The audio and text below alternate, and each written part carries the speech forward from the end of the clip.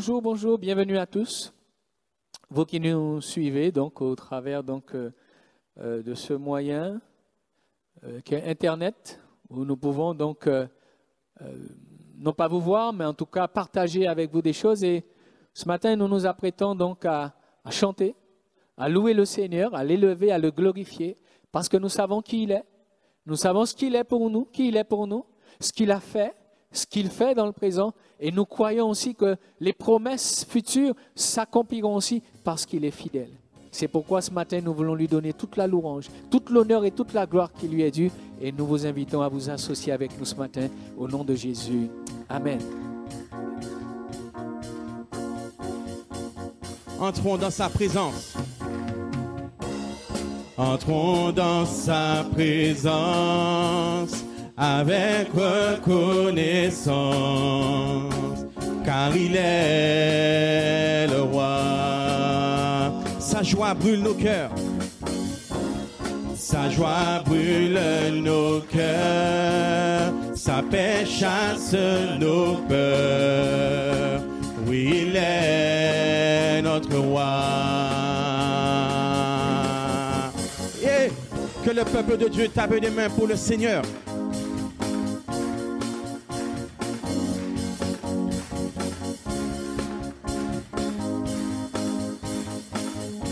Et on reprend, entrons dans sa présence. Entrons dans sa présence avec reconnaissance, car il est le roi. Sa joie brûle nos cœurs. Sa joie brûle nos cœurs. Sa paix chasse nos peurs. Oui, il est notre roi. Notre roi, louons le roi des cieux. Que la terre entière célèbre le roi. Que tous les rachetés poussent des cris de joie.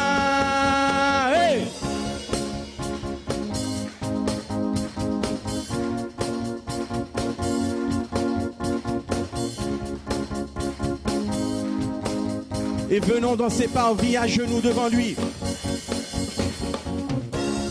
Venons dans ses parvis à genoux devant lui, car il est le roi. Par sa divine grâce, par sa divine grâce, nous contemplons sa face. Oui, il est notre roi, notre roi. Louons le roi des cieux, que la terre entière célèbre le roi.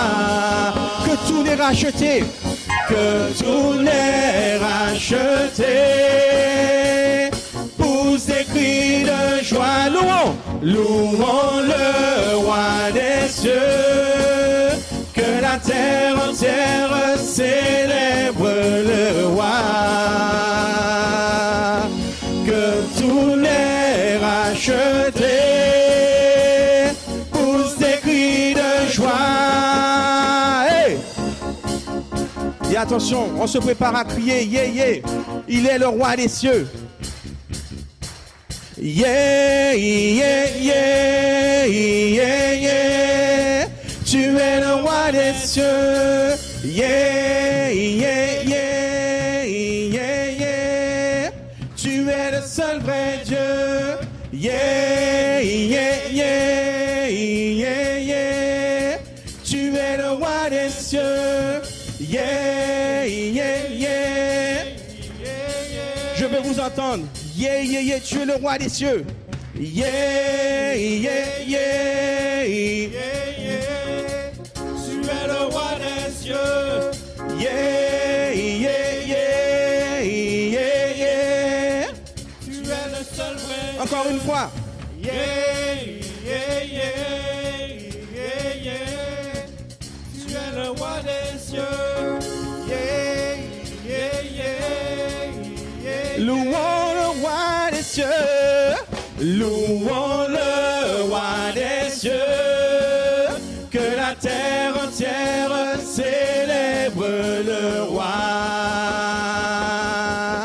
Que tous les rachetés poussent des cris de joie. Louons le roi des cieux. Que la terre entière célèbre le roi. Que tous les rachetés poussent des cris de joie. Hey! Acclamons notre Dieu.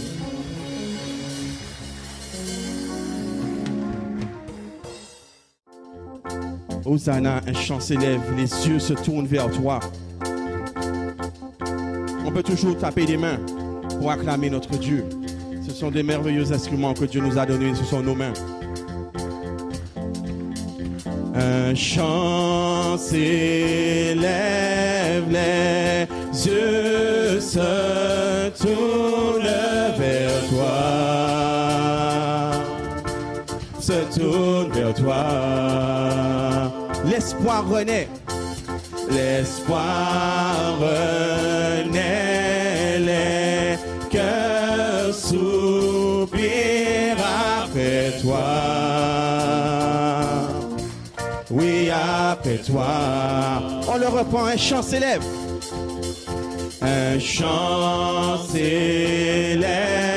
Les yeux se tournent vers toi. Se tourne vers toi. L'espoir renaît en ce lieu. L'espoir renaît. Les cœurs soupirent après toi. Oui, après toi. Oui, après toi. En te voyant, nous retrouvons. En te voyant, nous retrouvons la force de vie. Quand nous sommes en ta présence, quand nous sommes en ta présence, nos craintes fuient, elles s'enfuient. Hosanna, Hosanna, tu es le roi, le sauveur, à toi la gloire et l'honneur. Chantons Hosanna, Hosanna,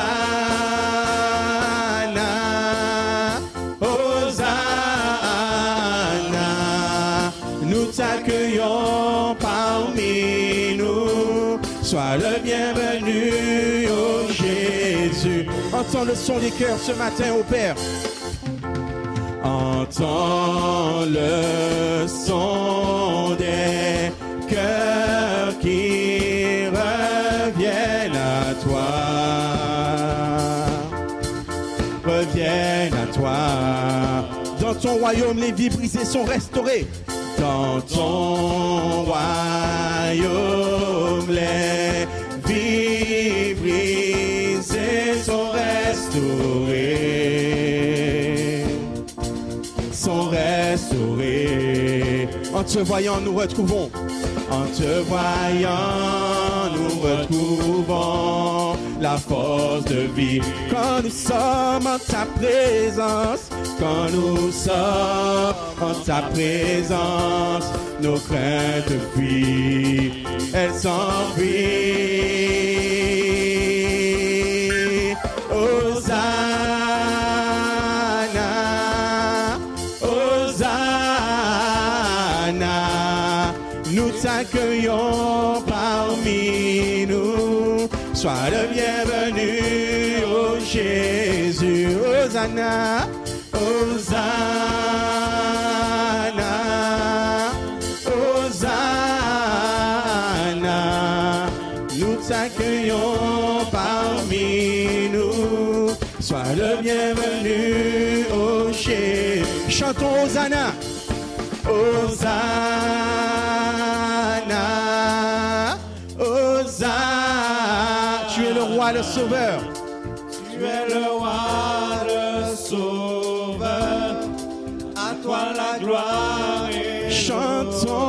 Hosanna, Hosanna, Hosanna. Nous t'accueillons parmi nous. Nous t'accueillons parmi nous. Sois le bienvenu. Oh Alors Jésus. chantons Hosanna ce matin. Hosanna,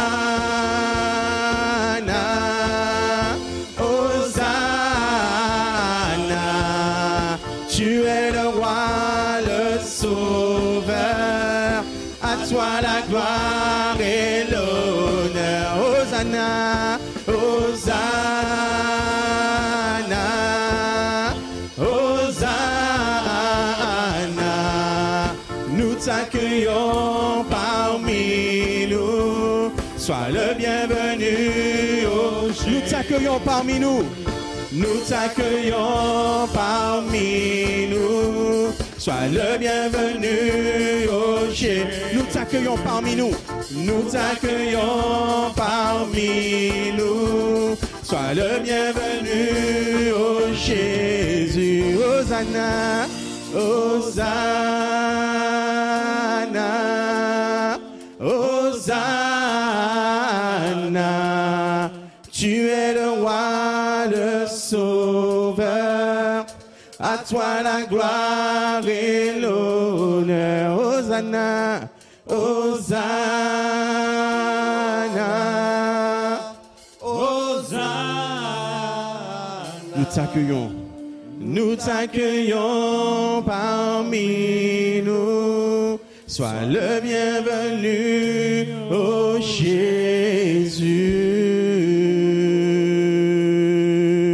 Jésus. Alléluia.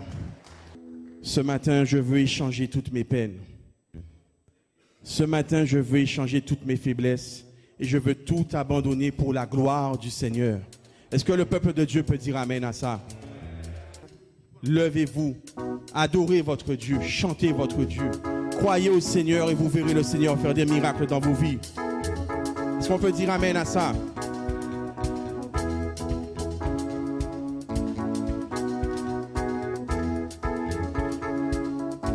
J'échange. J'échange toutes mes peines. Je laisse tomber ma peur. Je les abandonne pour la joie du Seigneur. J'échange mes faiblesses. J'échange mes faiblesses. Je laisse tomber ma douleur. Je les abandonne pour la joie du Seigneur. J'échange toutes mes peines. J'échange toutes mes peines. Je laisse tomber ma peur. Je les abandonne pour la joie du Seigneur. Ce matin, j'échange mes faiblesses. J'échange mes faiblesses. Je laisse tomber ma douleur. Je les abandonne pour la joie du Seigneur. Alors je dis oui Dieu. Je dis oui Dieu, oui Dieu, oui, oui Dieu. Oui Dieu, oui Dieu, oui, oui Dieu. Oui Dieu, oui Dieu, oui, oui Dieu. Amen. Je dis oui Dieu. Je dis oui Dieu, oui Dieu, oui, oui Dieu. Oui Dieu, oui Dieu, oui, oui Dieu. Oui Dieu, oui Dieu, oui, oui Dieu. Amen. J'échange toutes mes peines. J'échange toutes mes peines. Je laisse tomber ma peur. Je les abandonne pour la joie du Seigneur. J'échange mes faiblesses. J'échange mes faiblesses. Je laisse tomber ma douleur. Je les abandonne pour la joie du Seigneur. Alors en ce matin, je dis oui Dieu. Je dis oui Dieu, oui Dieu, oui, oui Dieu. Oui Dieu, oui Dieu, oui, oui Dieu. Oui Dieu, oui, Dieu, oui, oui, Dieu. Amen. Je dis oui, Dieu. Je dis oui, Dieu, oui, Dieu, oui, oui, Dieu. Oui, Dieu, oui, Dieu, oui, oui, Dieu. Oui, Dieu, oui, Dieu, oui, oui, Dieu. Amen. On ne peut m'écraser. On ne peut m'écraser, rien ne peut m'arrêter. On ne peut me détruire. Je suis toujours vainqueur, car ses promesses sont vraies. Sa joie remplit toujours mon cœur. Même si la tristesse remplit la nuit, sa joie illumine chaque matin. J'échange toutes mes peines, je laisse tomber ma peur, je les abandonne pour la joie du Seigneur. J'échange mes faiblesses, j'échange mes faiblesses, je laisse tomber ma douleur, je les abandonne pour la joie du Seigneur. Et nous disons tous ensemble, oui Dieu. Je dis oui Dieu, oui Dieu, oui, oui Dieu. Oui Dieu, oui Dieu, oui, oui Dieu. Oui Dieu, oui Dieu, oui, oui Dieu. Amen. Je dis oui Dieu. Je dis oui Dieu, oui Dieu, oui, oui Dieu. Oui Dieu, oui Dieu, oui, oui Dieu. Oui Dieu, oui Dieu, oui, oui Dieu. Amen. Je veux vous entendre dire oui Dieu. Je dis Oui Dieu, oui Dieu, oui, oui Dieu. Oui Dieu, oui Dieu, oui, oui Dieu. Oui Dieu, oui Dieu, oui, oui Dieu. Amen. Je veux vous entendre crier, je dis oui Dieu. Je dis Oui Dieu, oui Dieu, oui, oui Dieu. Oui Dieu, oui Dieu, oui, oui Dieu. Oui Dieu, oui Dieu, oui, oui Dieu. Amen. Je dis oui Dieu. Je dis oui Dieu, oui Dieu, oui, oui Dieu. Oui Dieu, oui Dieu, oui, oui Dieu. Oui Dieu, oui Dieu, oui, oui Dieu. Amen. Une dernière fois, je dis oui Dieu. Je dis oui Dieu, oui Dieu, oui, oui Dieu.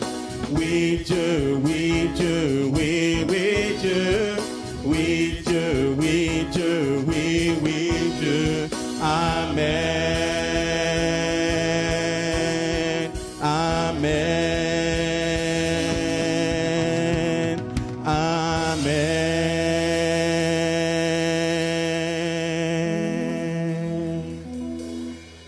Gloire à notre Dieu.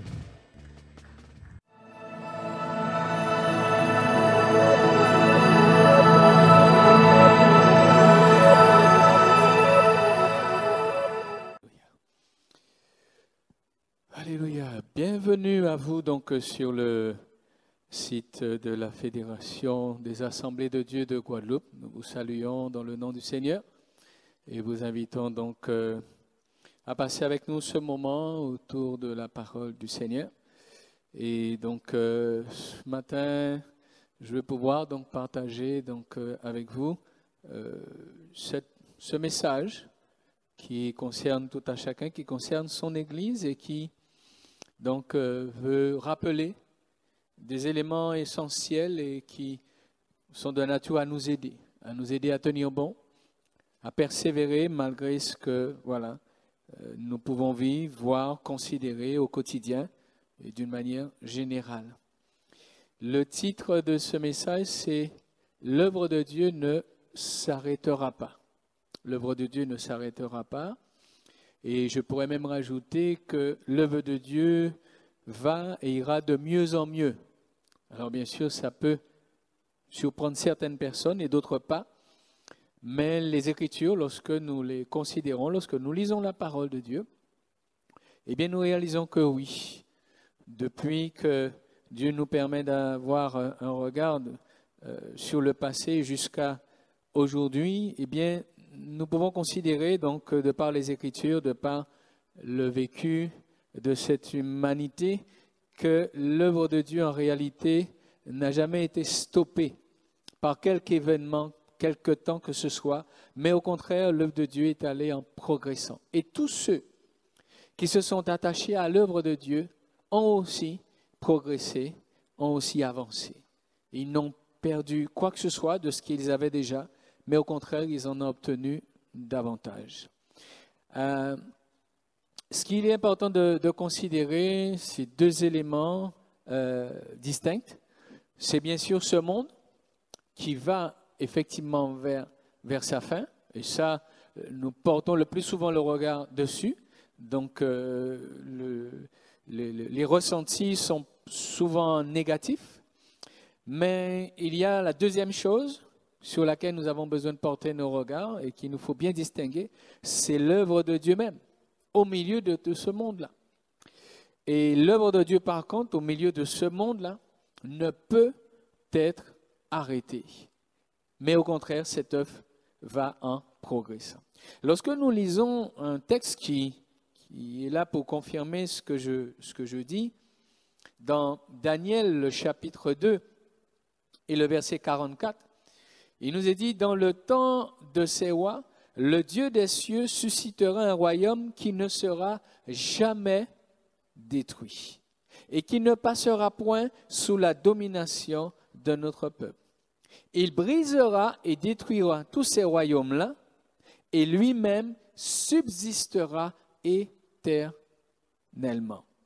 Je relis donc le passage, la phrase, l'endroit où il lui dit que le Dieu des cieux suscitera un royaume qui ne sera jamais détruit. L'œuvre de Dieu ne sera jamais détruite, ne s'arrêtera pas et ne s'arrêtera jamais. Mais au contraire, tout ce qui est de ce monde passera. Il brisera et détruira tous ces royaumes-là et lui-même subsistera éternellement. Vous pourrez relire ce passage de Daniel 2, où il est question donc de la statue concernant le roi Nebuchadnezzar à son époque et ce songe donc qu'il a eu et cette pierre qu'il a vu donc se détacher de la montagne sans le secours d'aucune main. Vous pourrez donc relire ce passage et comprendre donc ce verset. Et ce verset donc nous concerne pleinement aujourd'hui, encore plus qu'hier, nous concerne pleinement aujourd'hui et me permet d'affirmer donc et de pouvoir donc expliquer donc ce titre, l'œuvre de Dieu ne s'arrêtera pas, mais au contraire, nous pouvons considérer par les Écritures que cette œuvre ira de mieux en mieux. Je vais prendre un exemple avec vous dans la Bible concernant le peuple d'Israël et dans le livre de Jérémie au chapitre 29, à partir du verset 4. Ce peuple choisi par Dieu va être emmené donc en déportation. Il sera fait prisonnier donc par l'armée de Nebuchadnezzar, les Babyloniens.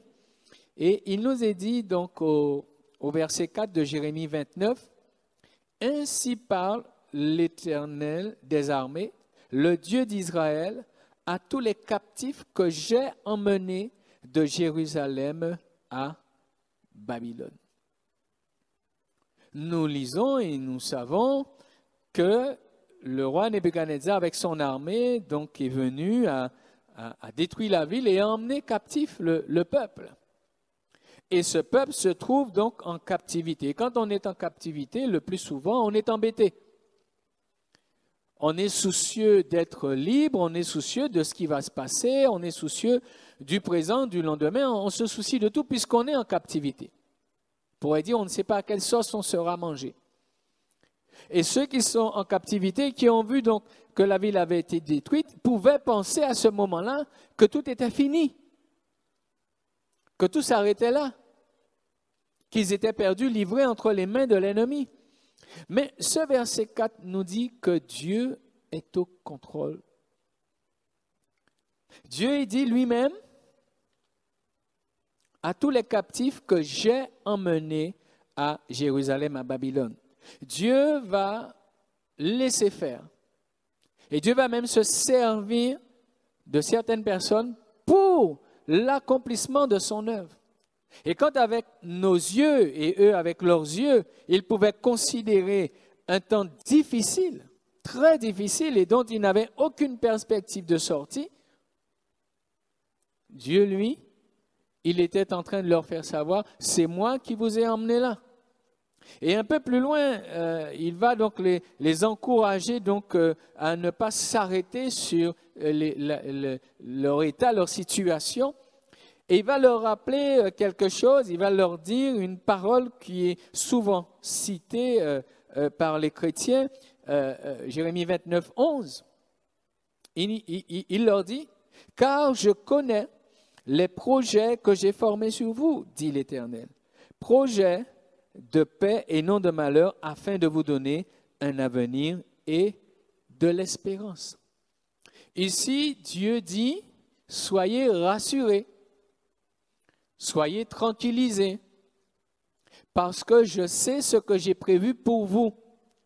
Vous êtes mon œuvre, vous êtes mon peuple, vous êtes mes enfants, vous êtes mes choisis.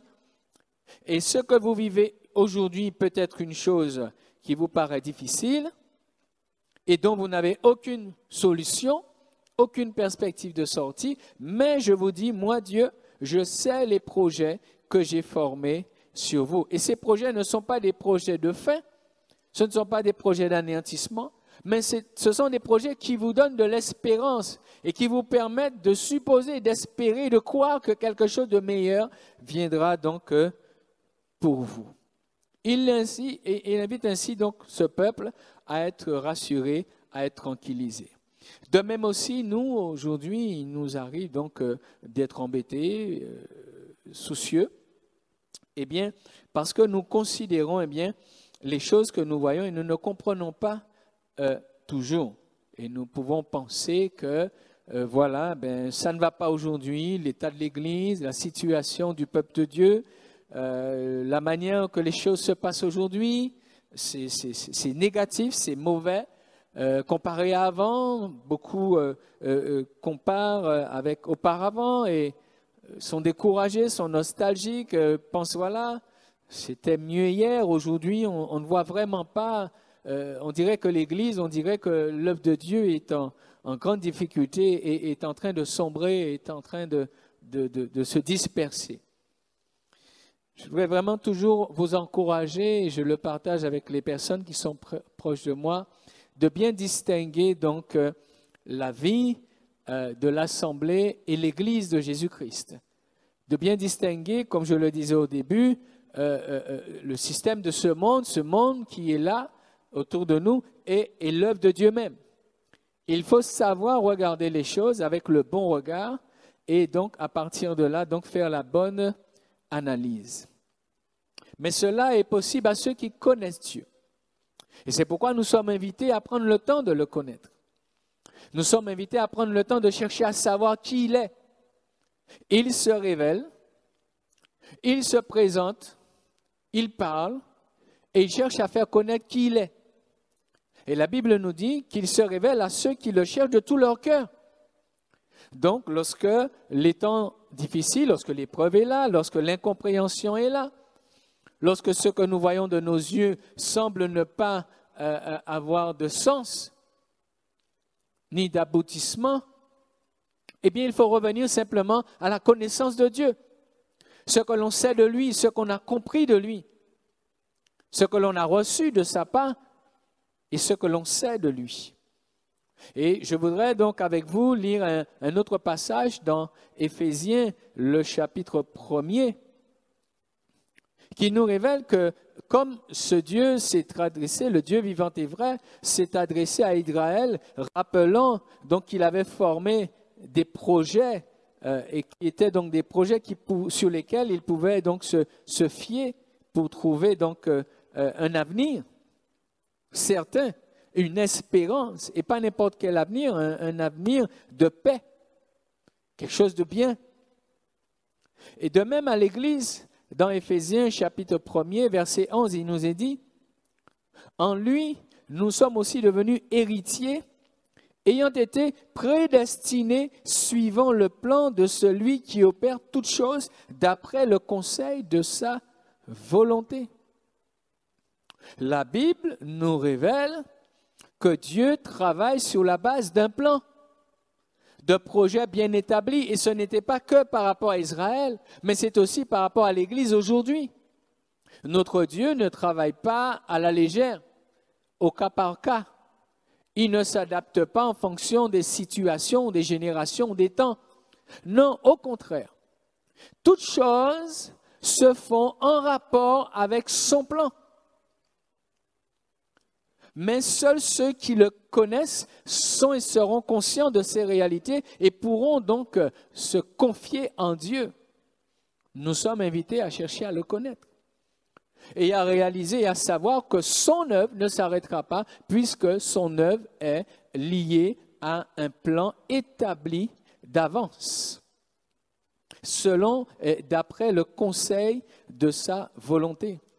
L'apôtre Paul cherche à expliquer ces choses aux Éphésiens.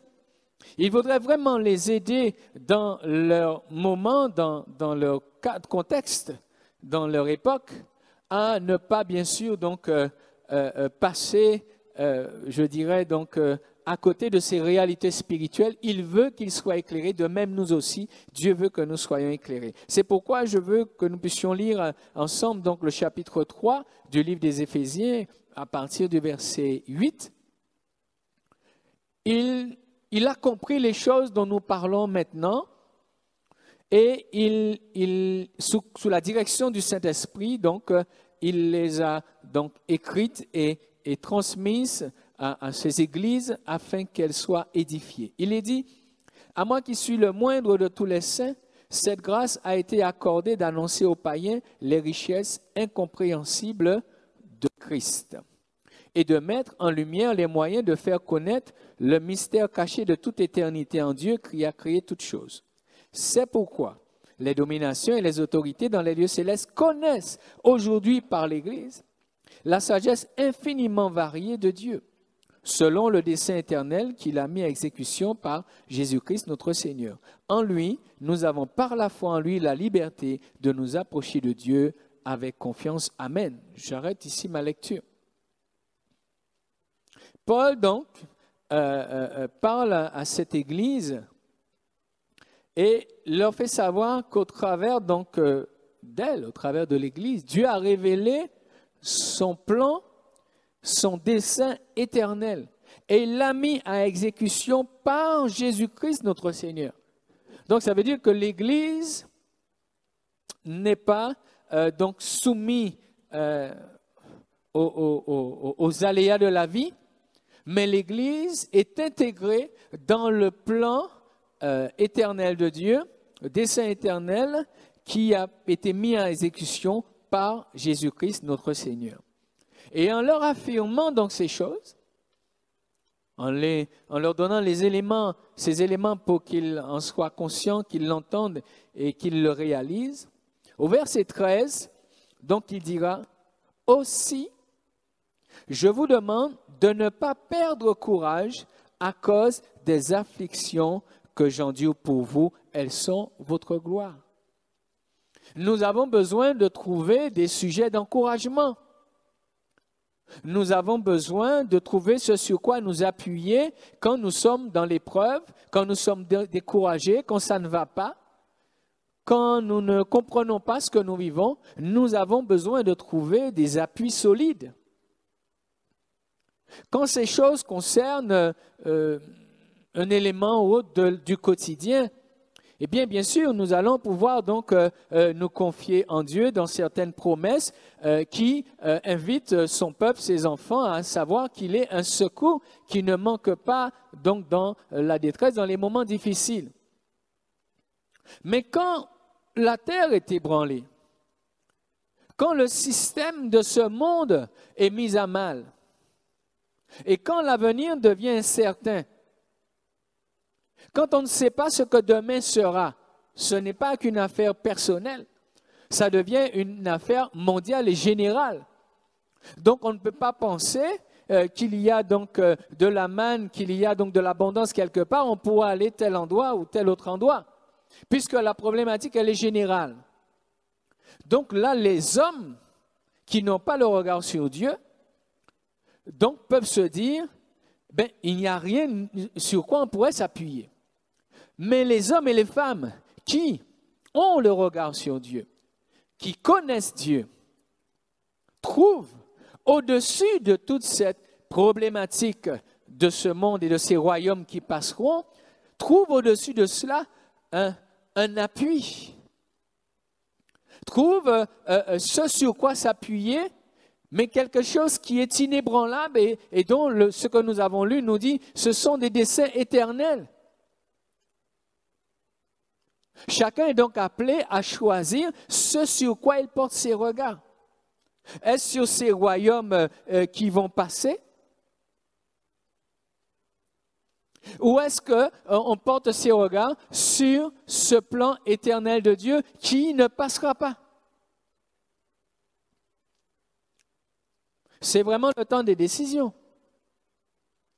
Et toute la connaissance que nous avons accumulée de Dieu, tous les enseignements, toute la lecture, toute la méditation de la parole de Dieu que nous avons faite depuis tant d'années, ceux qui connaissent le Seigneur, c'est maintenant que cela nous est utile.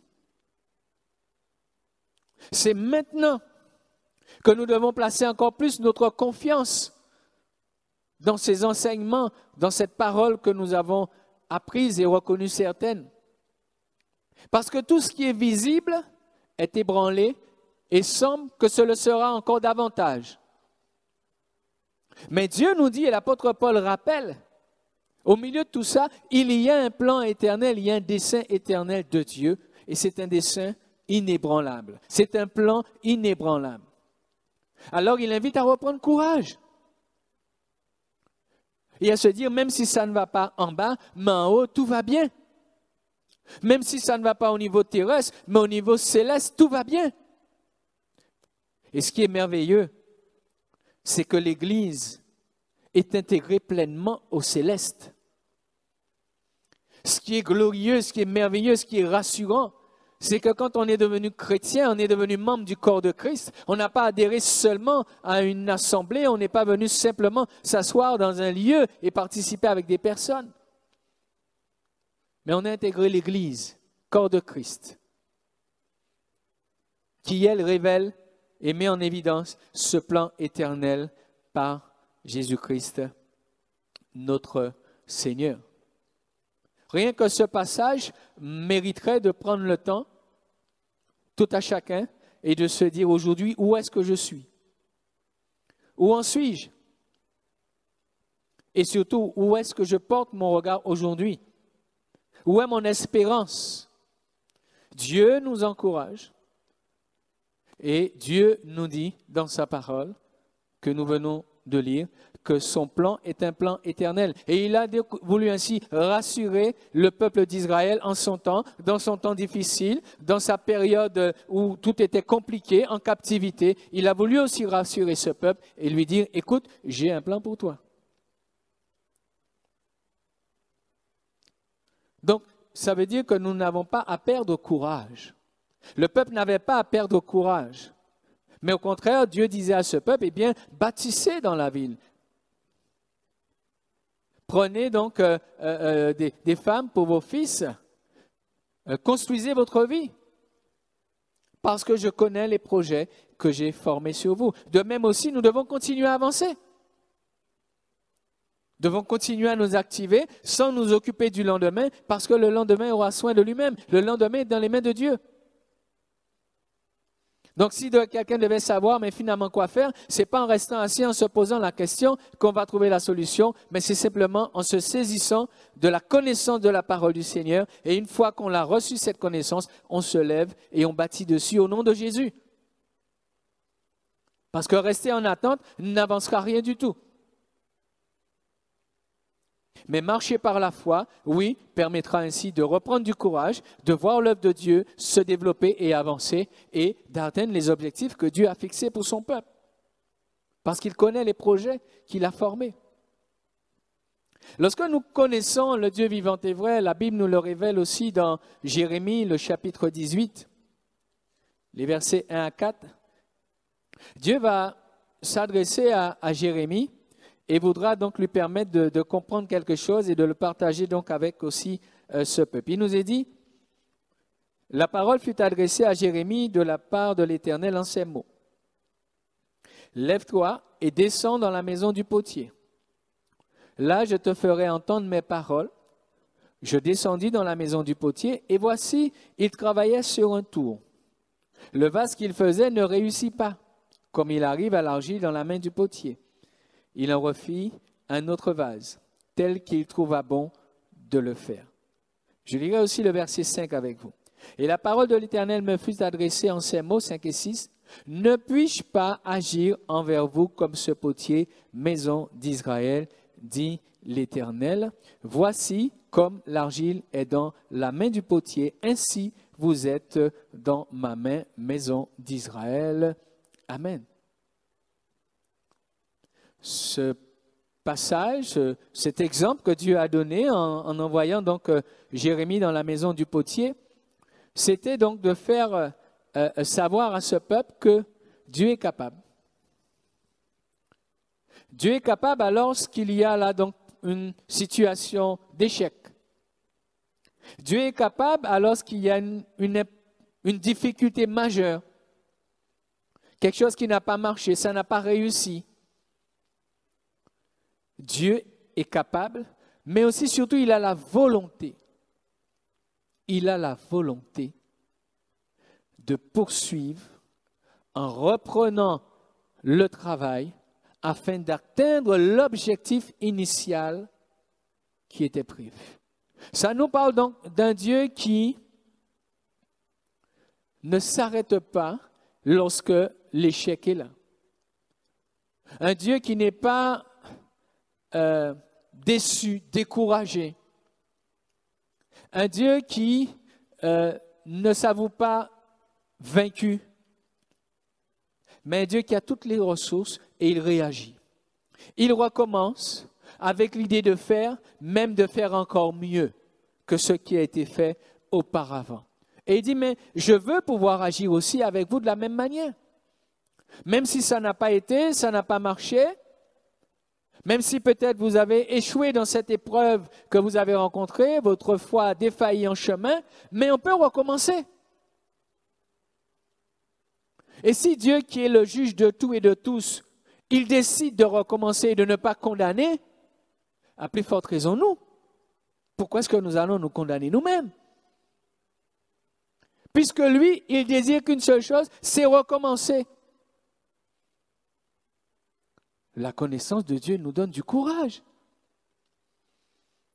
De savoir qu'il est un Dieu qui ne s'arrête pas sur un échec, ça nous donne du courage. Parce que nous pouvons nous décourager nous-mêmes. Nous pouvons être un sujet de découragement les uns pour les autres. Ah, c'est fini pour toi. Ou je peux me parler à moi-même pour dire c'est fini pour moi. Mais Dieu donne cet exemple de lui. Il s'illustre dans sa personnalité, dans son état d'esprit, dans son cœur. Et il dit, mais je peux refaire. On dirait que le problème donc ne se posait pas du côté de Dieu, mais du côté de ce peuple qui n'était peut-être pas conscient de ce plan de Dieu et de ce désir de Dieu de pouvoir relever, restaurer. Je crois que c'est rassurant de savoir qu'au-dessus de nous, il n'y a pas un Dieu qui désire une seule chose, c'est éliminer ce qui échoue, mais il a ce désir, il a ce cœur pour relever, refaire, parce qu'à la base, nous devons tous nous souvenir que nous sommes l'œuvre de Dieu. Nous avons tous été créés à son image, à sa ressemblance. Donc, il nous montre ainsi qu'il n'a aucun désir de perdre, de détruire ou d'effacer effacer de la surface de la terre ceux qu'il a créés à son image, mais il désire encore les aider à se refaire, les aider à aller plus loin. C'est ce que nous devons retenir dans ce message et dans cette partie, c'est que nous avons affaire à un Dieu qui nous aime et qui manifeste son amour et qui révèle son état de cœur au travers des Écritures. C'est pourquoi encore, je ne peux qu'encourager, lorsque ça ne va pas, plonger les regards dans la parole. Priez Dieu, mais aussi plongez les regards dans la parole. Laissez Dieu parler à votre cœur, laissez-le se révéler à vous et vous faire savoir ce qu'il est capable de faire et ce qu'il veut faire. Lorsque ce lépreux, c'était dans les évangiles, approchait de Jésus, Matthieu chapitre 8, il dira, Seigneur, si tu le veux, tu peux me rendre pur, si tu le veux. Jésus dit, je le veux, sois pur. Et à l'instant, cet homme donc fut libéré de sa lèpre. Nous avons affaire à un Dieu qui veut et qui peut, un Dieu qui peut et qui veut. Nous devons en être conscients. Parce que quand le découragement est là, pour nous, c'est qu'il n'y a plus de possibilité. Et la parole du Seigneur est là pour nous dire, oui, le Dieu que nous prêchons, le Dieu que nous connaissons, le Dieu que nous servons et avec lequel nous avons marché tant d'années selon le temps de votre conversion, ce Dieu-là, c'est le Dieu qui est prêt à recommencer. Et avec l'idée de faire encore mieux. Parce que coûte, l'œuvre de Dieu doit absolument se réaliser. Donc il s'agit pour nous d'avoir la même vision et la même mentalité que lui. Et cela en ce qui nous concerne, en ce qui concerne nos proches, en ce qui concerne ceux qui sont autour de nous, ceux qui sont en échec dans la société. Nous devons avoir cette même mentalité que Dieu peut faire quelque chose et refaire et reconstruire et rebâtir la vie de ces personnes. Encore plus pour son Église.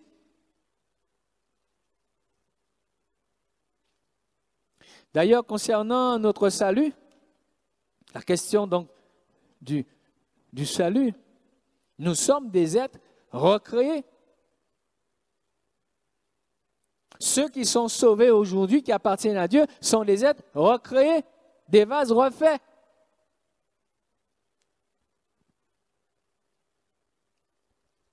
Lorsque nous lisons dans 2 Corinthiens, le chapitre 5 et le verset 17, 2 Corinthiens 5, 17, il nous est dit ceci, un verset bien connu, très connu.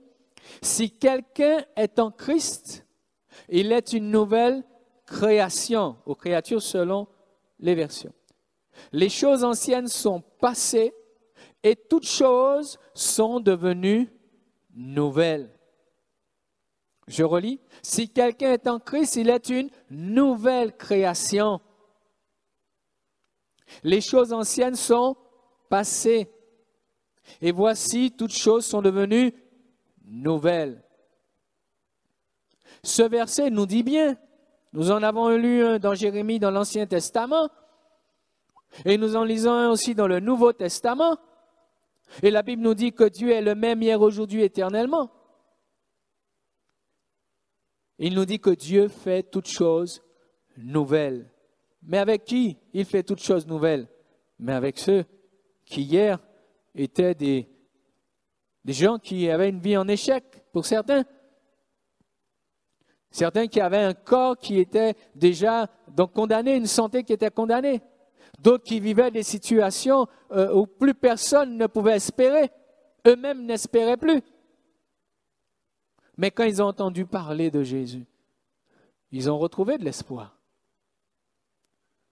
Et les choses qu'ils vivaient, la vie qu'ils avaient pour la plupart et que nous avions, cette vie-là n'a pas seulement été réparée par rapport aux blessures du passé, mais cette vie a été complètement changée.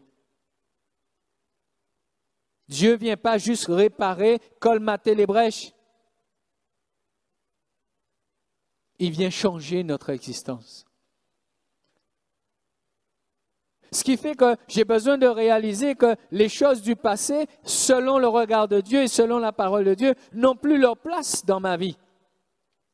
Mais est-ce que moi, je prends conscience de ça? Que je ne suis pas un être juste réparé de quelques blessures du passé. Je n'ai pas juste changé de religion. Je ne suis pas sorti là pour me mettre là, mais j'ai été complètement changé, refait entièrement. D'ailleurs, on le comprend mieux quand nous lisons Ézéchiel 36, 26. Je vous donnerai un cœur nouveau et je mettrai en vous un esprit nouveau. J'ôterai de votre corps le cœur de pierre et je vous donnerai un cœur de chair. C'est nouveau. C'est plus pareil. J'ai donc besoin de rentrer dans cette conscience profonde des choses et pas seulement de citer le verset, mais de réaliser que Dieu a fait de moi un être nouveau. Il a repris la masse et il a refait un autre vase tel qu'il lui plaisait de le faire. Et tout cela à cause de l'œuvre et du sacrifice de Jésus. Quelle grâce! Parce que rien ne semblait pouvoir me réparer, rien ne semblait pouvoir me redonner de l'espoir, rien ne semblait pouvoir m'aider à passer à autre chose. Mais le Dieu vivant et vrai est celui qui est capable.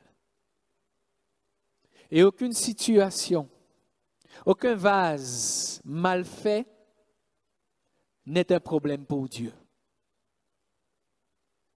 Parce qu'il a la capacité, non pas de réparer seulement les vases mal faits, de remettre un peu de brillant, un peu de peinture, mais il est capable de refaire entièrement le vase afin de faire de lui une nouvelle créature, de faire de l'homme ou de la femme concernée une nouvelle création. Maintenant, c'est à chacun d'entre nous, à chacun, de rentrer en lui-même et de réaliser, de dire, voilà, qu'est-ce que je suis aujourd'hui et qui a fait de moi ce que je suis?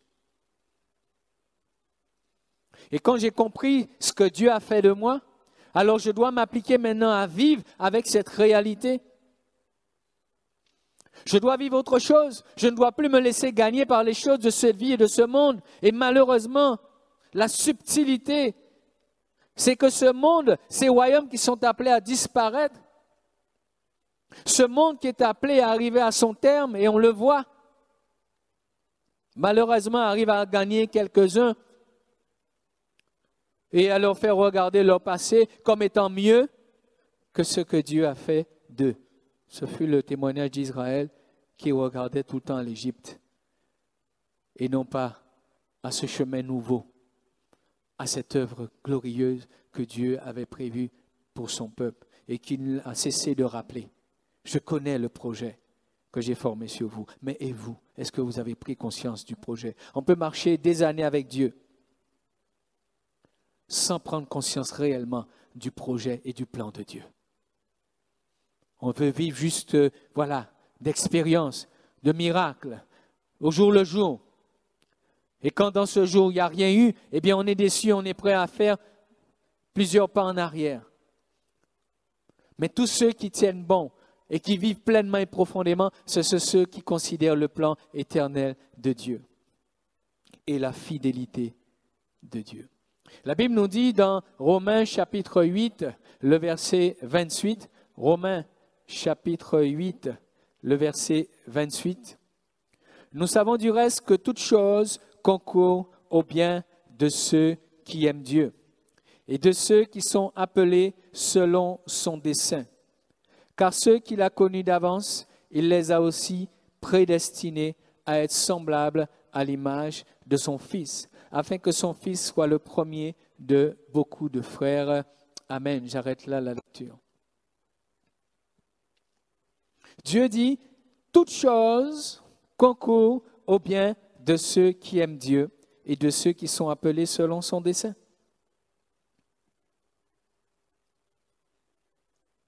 Nous avons parfois du mal à appliquer ce verset et à croire en ce verset. Tant les circonstances peuvent être difficiles, peuvent être contraires. Tant on peut se sentir qu'on est descendu tellement bas. Le peuple d'Israël en captivité se disait, mais qui va nous sortir de là? La ville est détruite. Le temple est détruit. Tout est détruit. Qui va nous sortir de là? Comment on va recommencer? C'est fini pour nous. Les circonstances peuvent être tellement dramatiques. Mais il nous est dit dans Daniel 2 encore, ceux qui connaissent l'Éternel et qui le découvrent, au travers des épreuves, au travers des expériences, au travers de la parole. Bénissons Dieu pour la parole. Et même nous pourrions bénir Dieu pour les épreuves que lui permet, ces épreuves qui nous enseignent Dieu, qui nous révèlent Dieu, parce que nous en apprenons tellement au travers de nos épreuves.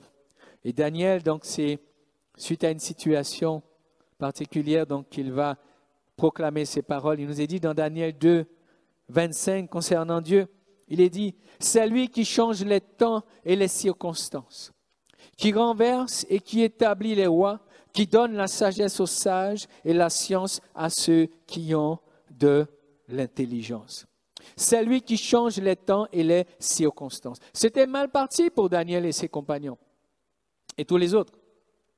Le roi, il était en colère. Et il avait donc décidé de faire tuer tous les sages. Donc c'était mal parti pour Daniel et les autres. Les circonstances étaient défavorables. Qu'est-ce qu'ils vont faire? Ils vont consulter Dieu. Parce qu'ils connaissent Dieu. Et ils savent que Dieu a sans aucun doute une solution à leurs problématiques. Et ils avaient raison.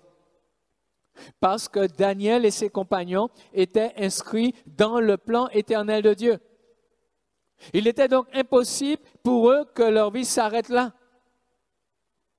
Et l'apôtre Paul tout à l'heure, en disant à l'église, mais prenez courage, c'est parce que Paul était conscient qu'il était dans le plan éternel de Dieu.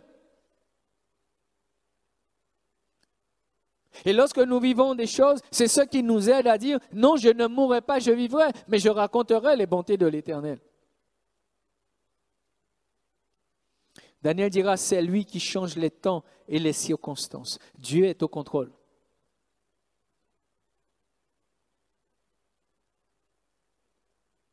Dieu va faire en sorte que ces événements fâcheux puissent contribuer à ce que le nom de l'Éternel soit glorifié, qu'au travers de cette épreuve, Daniel soit un témoin de la fidélité et de la puissance de Dieu, mais aussi Daniel donc va en sortir honoré. On va le reconnaître comme étant celui qui sert le Dieu vivant et vrai. Et c'est Nebuchadnezzar qui va le reconnaître. Celui-là même qui avait donc lancé la menace. Au verset 46 de Daniel 2, il est dit, « Alors le roi Nebuchadnezzar tomba sur sa face et se prosterna devant Daniel, et il ordonna qu'on lui offre des sacrifices et des parfums.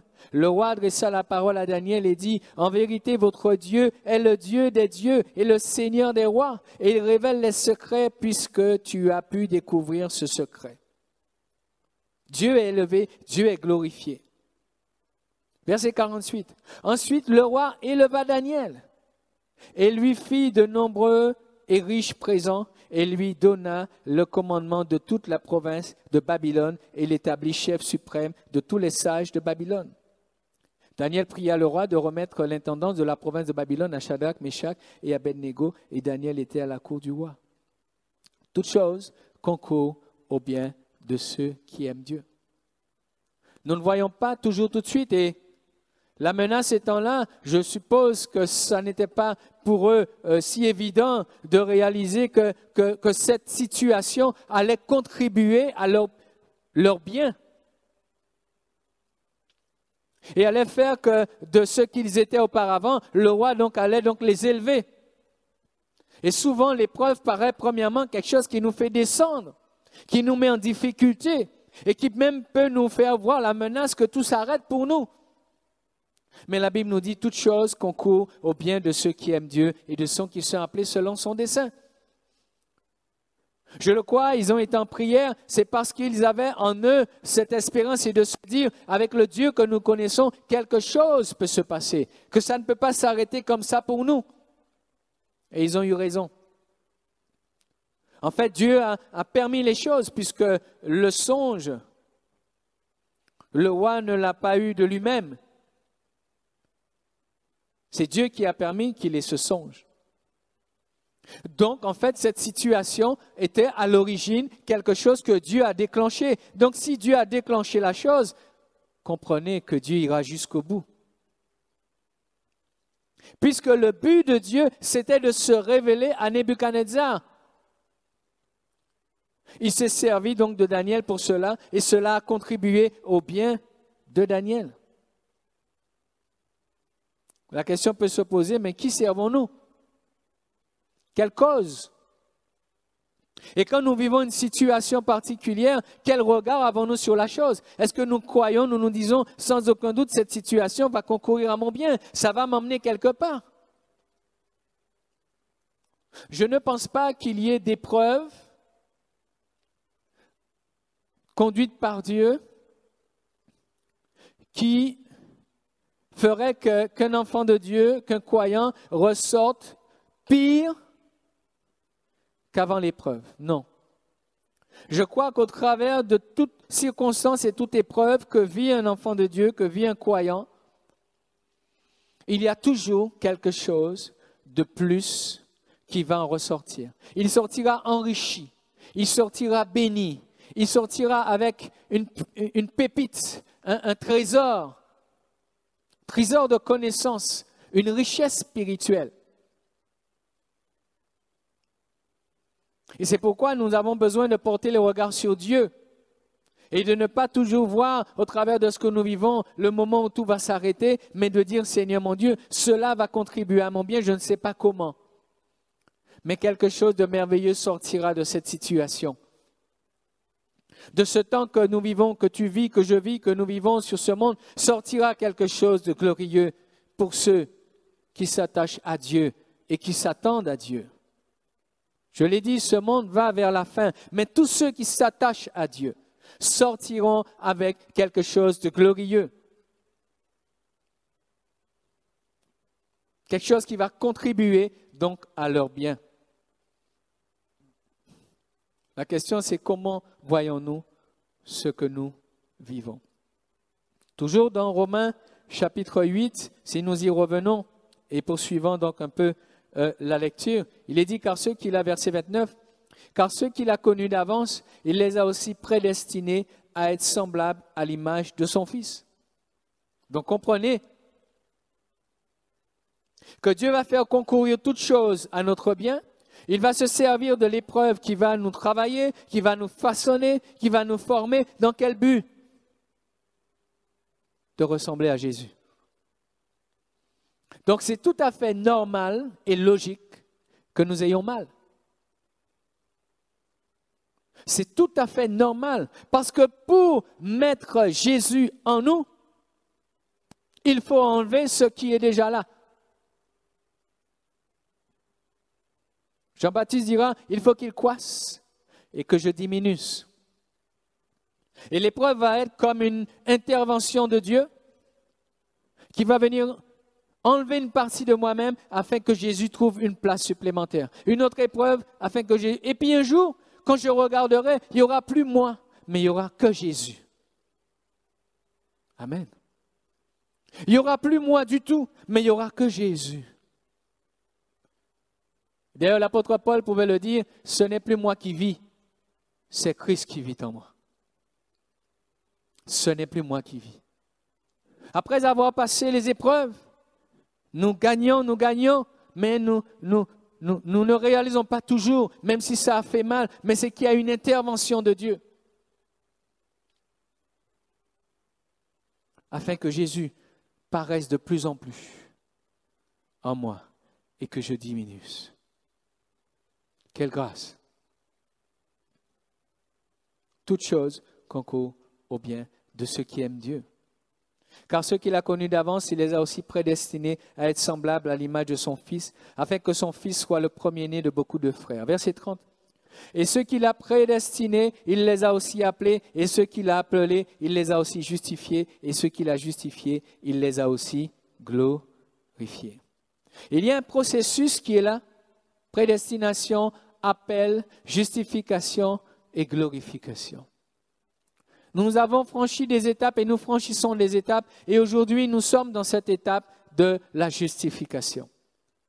La gloire est devant nous. Donc l'œuvre de Dieu est en train de progresser, de grandir en nous, jusqu'à nous emmener dans la gloire éternelle. Voilà le plan de Dieu. Il y a des étapes. Et cette étape de la justification, où vraiment toute la justice de Dieu s'accomplit en Jésus, et cette justice doit continuer à faire son œuvre. La justice de Dieu doit prendre place par rapport à ma propre justice. Et c'est ça qui emmène ce renouvellement et cette progression de cette nature nouvelle, de cette créature nouvelle. C'est-à-dire, je ne vais plus vivre de par ce qui me paraît juste, mais je vais soumettre ma justice à la justice de Dieu. D'ailleurs, c'est ce qui nous est dit dans Matthieu 6, 33. Recherchez premièrement le royaume et la justice de Dieu, et toutes choses vous seront données par-dessus. L'œuvre de Dieu, c'est que sa justice progresse en moi, donc que je meure à ma propre justice. Laissez Dieu vous éclairer sur votre propre justice. Et souvent, vous vous rendrez compte que c'est surtout ça le frein spirituel. Moi, c'est comme ça que je vois les choses. Ça me paraît juste. Et il y a des gens qui sont fermes et qui sont carrés et ils ne bougent pas de leur position. C'est leur justice, ce n'est pas la justice de Dieu.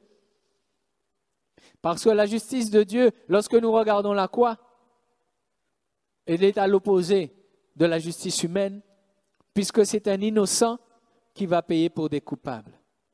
Et souvent, Dieu me demande d'accepter de perdre afin que lui, il gagne. Il me dit, je dois renoncer à moi-même si je veux le suivre. Et nous sommes dans cette étape, dans ce travail, dans ce processus où il doit grandir en moi. Sa justice doit grandir en moi. Et je sais que derrière ça, là, l'étape qui viendra, c'est l'étape donc de la gloire de Dieu. Je vais arriver donc vers la fin avec vous dans cette pensée que l'œuvre de Dieu ne s'arrête pas, cette œuvre qui a commencé en moi, et cette œuvre donc qui a pris place sur cette terre dans la vie d'hommes et de femmes au travers de l'Église.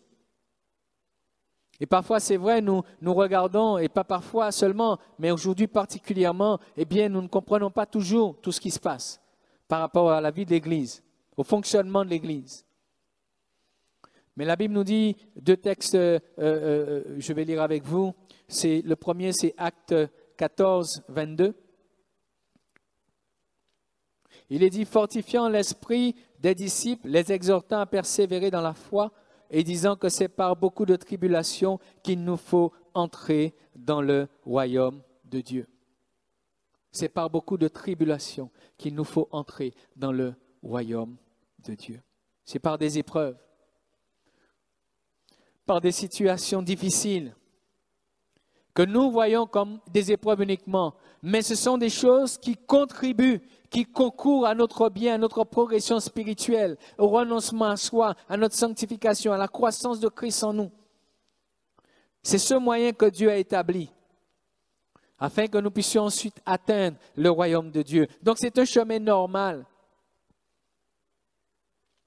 Si on vous dit ou on vous prêche que l'évangile, c'est un chemin de facilité, de victoire tout le temps et de gloire, tout va bien, la vie est belle, ce n'est pas la réalité.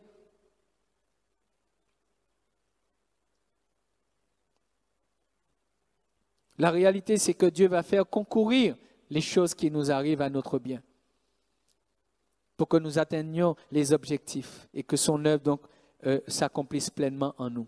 Et l'autre texte que je veux lire avec vous, c'est pour terminer, c'est dans 2 Timothée, le chapitre 4.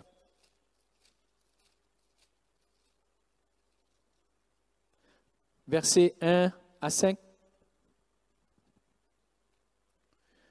Il est dit, je t'en conjure, l'apôtre Paul qui s'adresse à Timothée, « Je t'en conjure devant Dieu et devant Jésus-Christ qui doit juger les vivants et les morts, et au nom de son avènement et de son royaume. Prêche la parole. Insiste en toute occasion, favorable ou non. Reprends, censure, exhorte avec toute douceur et en instruisant. Car il viendra un temps où les hommes ne supporteront pas la saine doctrine, mais ayant la démangeaison d'entendre des choses agréables. Ils se donneront une foule de docteurs selon leurs propres désirs, détourneront l'oreille de la vérité et se tourneront vers les fables. Mais toi, sois sobre en toutes choses. Supporte les souffrances. Fais l'œuvre d'un évangéliste. Remplis bien ton ministère. » C'est par beaucoup de tribulations qu'il nous faut rentrer dans le royaume de Dieu. C'est par des moments où l'Église est troublée. C'est là par des moments où l'Église est secouée.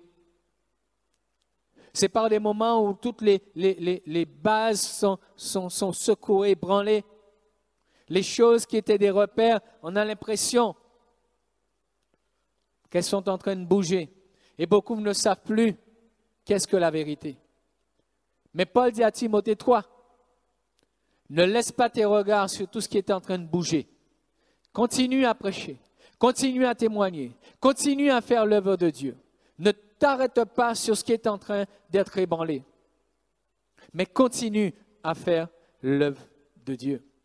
Et l'apôtre dira, car pour moi je sers déjà de libation, car le moment de mon départ approche. Lui, il a franchi toutes ces étapes, Paul. Donc, il peut en parler à Timothée. Ne te laisse pas impressionner. Moi, j'ai combattu, je suis arrivé, donc tu vas arriver aussi, Timothée. J'ai franchi les épreuves. J'ai supporté les souffrances. Et j'ai continué à faire l'œuvre. Et j'ai atteint le but. C'est possible aussi pour toi, Timothée. Si tu ne t'arrêtes pas sur tout ce qui est ébranlé, il est dit vraiment que dans les derniers temps, la parole même sera rejetée. Les gens veulent d'un autre évangile. Ils veulent d'autre chose. C'est complètement ébranlé. Et si on se met à regarder un peu les incertitudes ou les désirata des uns et des autres, on perd aussi son langage. On perd aussi le sens de vie. On perd aussi le chemin. Mais Paul dit à Timothée, ne t'arrête pas sur tout ça. Garde la parole, continue à la lire, continue à la méditer. Crois toujours que la parole de Dieu, la Bible, est la vérité.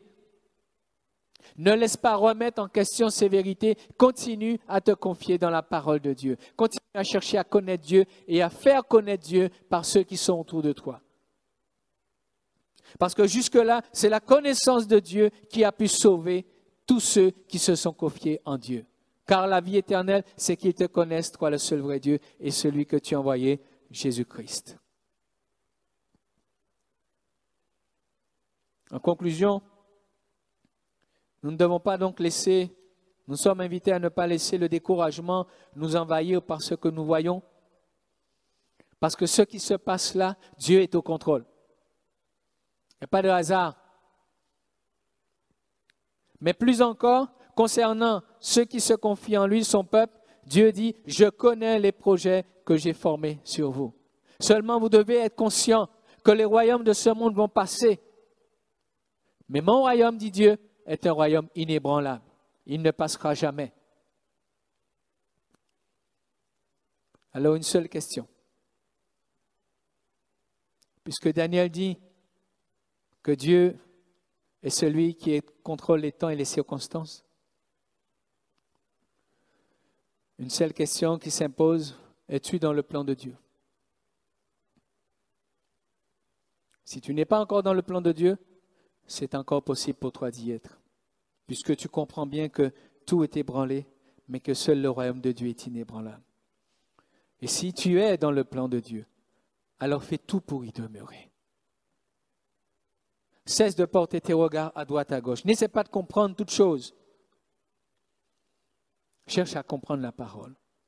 Cherche à connaître ce que Dieu dit et ce qu'il demande de faire dans ces moments particuliers. Ne laisse pas les circonstances te faire changer, te faire dévier. Ne laisse pas les gens te faire changer, te faire dévier. Mais reste ferme. Continue à témoigner de ce que Dieu a fait dans ta vie. Continue à témoigner de ce que tu as appris de la parole de Dieu et que tu as reconnu certaines. Continue à partager la connaissance de Dieu que tu as accumulée depuis toutes ces années. Et permets à d'autres personnes de saisir ce plan éternel, de s'accrocher à Jésus, parce que c'est un plan éternel et c'est un royaume qui ne s'ébranlera jamais. Et l'œuvre de Dieu est une œuvre qui ne s'arrêtera jamais, mais qui au contraire progressera de mieux en mieux, même si ça passe par le creuset, mais ça ira vers l'éternité jusqu'à atteindre la gloire et la présence glorieuse du Dieu vivant et vrai. Alléluia. Que Dieu donc soit pleinement béni et glorifié.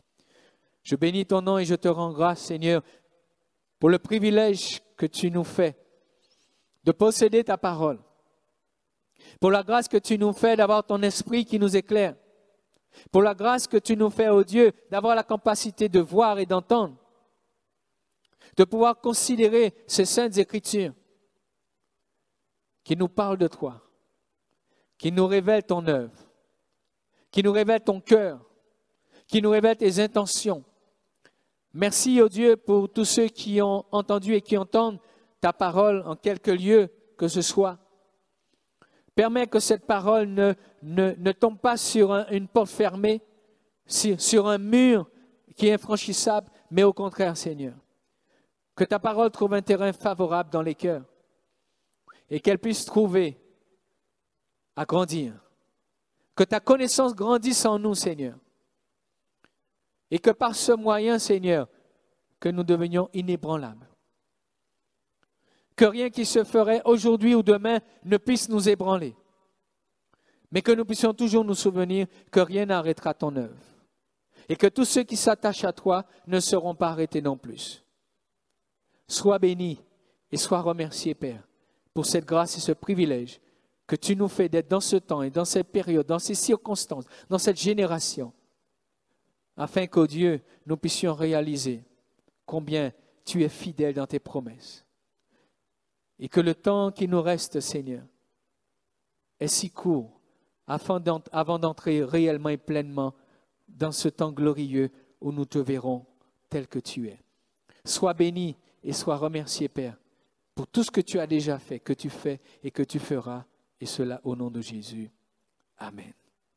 Que le nom du Seigneur soit béni.